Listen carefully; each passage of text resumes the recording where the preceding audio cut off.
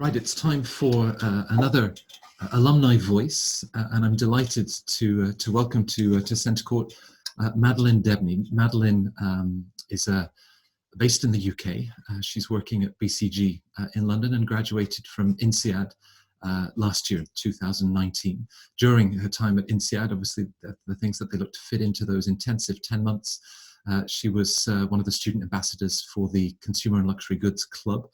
Madeleine, thank you very much for being with us, of course, in these work-at-home circumstances. No, thank you for having me. It's a nice break from lots of long days on PowerPoint, so it's nice to reminisce back to last year. Well, I guess there's always the promise, INSEAD has placement at McKinsey, Bain and BCG like no other school on the planet, and you're a great example of that, but they are hiring you to keep you very busy, whether it's COVID or not. So tell us a little bit about your background, because you're actually pre-INSEAD. You graduated from the University of Exeter, you'd done business economics, so there was some quant on your undergrad, and then had built this career working with Fidelity. Part of that focus during the 5.5 years was on fintech, right? Yeah, so I joined the Fidelity grad scheme as a generalist. I wasn't really sure what I wanted to do, but I wanted to explore financial services.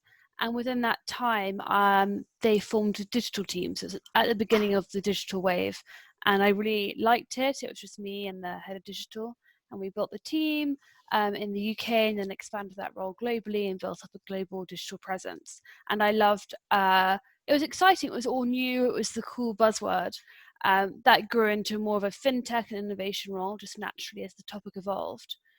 So it was an exciting period to be with a large company like that when it's going through such radical change.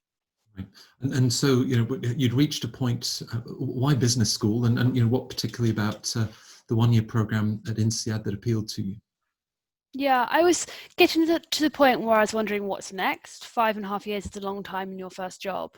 And I really wanted a life that was a bit different. I didn't want to have a conventional path. And I just wanted to broaden my horizon and the people I'm with and the things that I know about. And so an MBA became very attractive to me. And I looked at lots of them globally. What I just loved about INSEAD was that it was so international, which can often not, it's difficult to know what that means, but what it means in practice is you're sitting around a table at lunch and nobody's even from the same continent, but you're all very similar in some respects. There's such similarities that just cross cultures and geographies. And I love that. And that gives such an unusual perspective in the classroom. And you make these incredible friends. So when I was researching my MBA, that became something really apparent to me. I decided that I wanted to probably stay long term in Europe. Therefore, the US just didn't seem sensible, because wherever you are, that's where your network's going to be predominantly. And 2 years again is a long time, a big investment. So INSEAD for me was the top school in Europe, and I managed to get in. So it was an easy choice at that point. Great. I think there's a T-shirt that's not officially available in the gift store in Fontainebleau that talks about what INSEAD really stands for, and sleeping, eating, and drinking. I never stop. Yeah, so true. So true. It's definitely not a health boot camp, that's for sure. When you look at the one-year program and the intensity both of the learning experience, but of course everything that also then takes place outside of the classroom with clubs, treks, National Week, everything else. How do you fit it in? I mean, is it as intensive as people describe? I mean, the first 2 periods are super, super intense. You never just go home and watch TV. You're always doing something. When you're not working, you're socializing. But what happens is the boundaries and barriers between your activities kind of blur. So you'll be working with your friends, you're meeting new people, and you're socializing, and then you want to join a club or a society, and therefore you work towards that. So it just becomes your life, rather than I'm going to go to work, I'm going to go home, and then I'm going to relax. It's much more blurred. And you also spend a ton of time on campus. So you have breakfast, lunch, and dinner on campus. You're with your friends all the time. So it's a completely immersive environment that you're in. And that's why you make such good friends so quickly. You learn so much so quickly. Your prioritization becomes really important, which pushes you to work out what's important to you. So yeah, it is intense, but it's fine, it's doable, and that's part of it. Oh, yeah, you talk about the clubs. You were the co-president and the head of the strategic development of the Retail Consumer Luxury Goods Club. Yeah. I don't know if you managed to fit all of that onto your business card, but I mean, the clubs, the roles that they play, but even I suppose for people that want to find out more about schools, it's perhaps having a conversation with you for someone that's really interested in the luxury sector that could help them, better understand the connections that the school has with that particular sector and industry.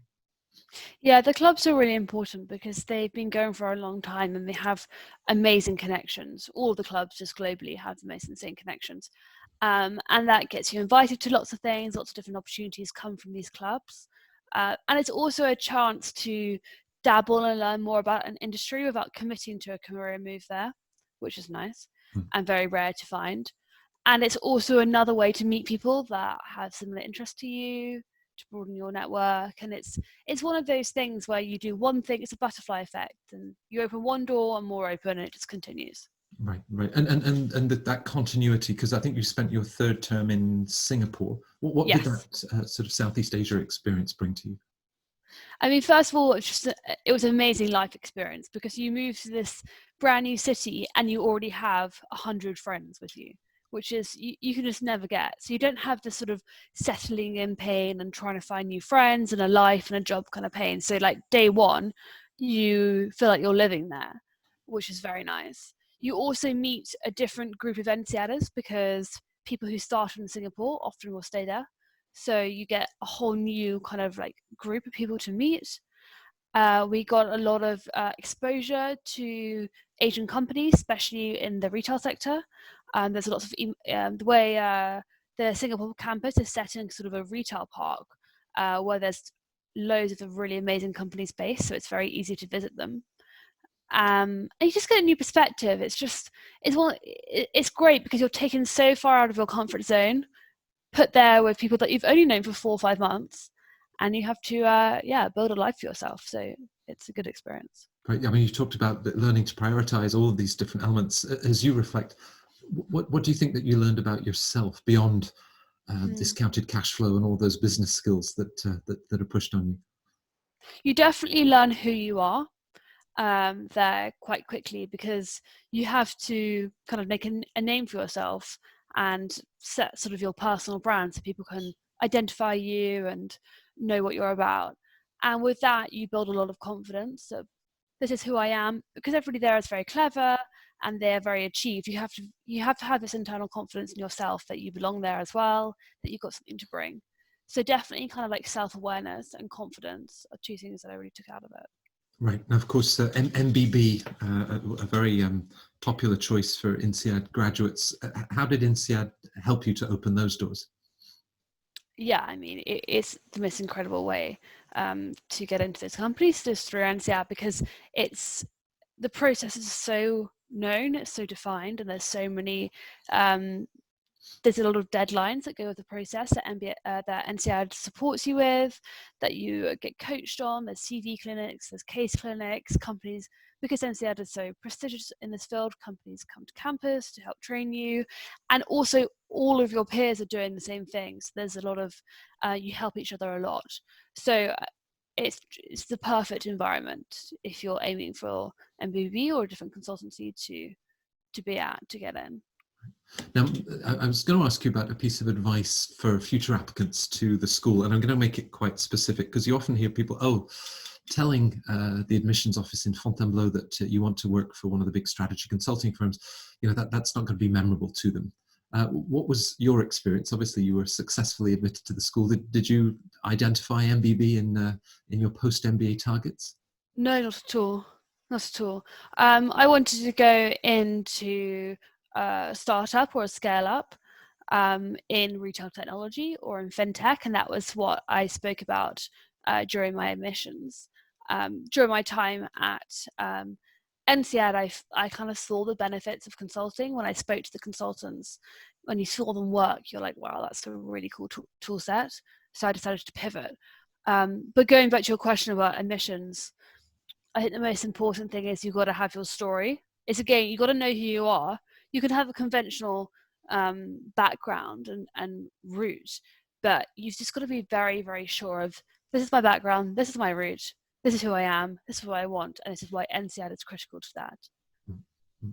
Well, I know that this wasn't quite the start that you're expecting at BCG, but and not forgetting, of course, that over 50% of INSEAD grads are doing entrepreneurial startups or scale-ups in the 5 to 10 years after school. BCG sounds like a great place to build those next steps. So thank you very much for sharing your perspectives and being with us. I hope that you're soon out of lockdown and we'll get the chance to meet in person. Thanks a lot, Great. Madeleine. Thank you. Bye. Bye.